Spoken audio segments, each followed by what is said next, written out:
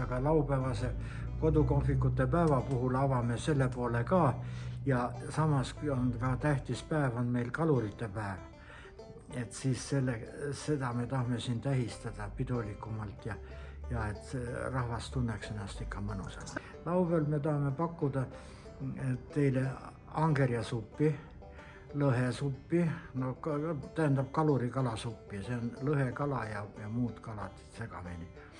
Siis me pakume teile suitsulesta mingil määral, sest lestaga, kuna on tormine aeg, lestaga on raskusi praegu, aga natuke me lesta ikka saime.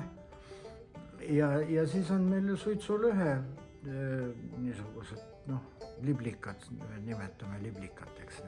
Need on lõhefileest tehtud liblikad.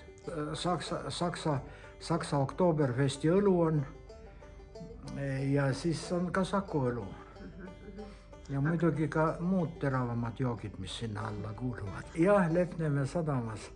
Me oleme kaluri Räimeühing MTÜ ja see koosneb kaluritest ja tegelikult eesmärk ongi nagu väärindada kalurite püügisaaki.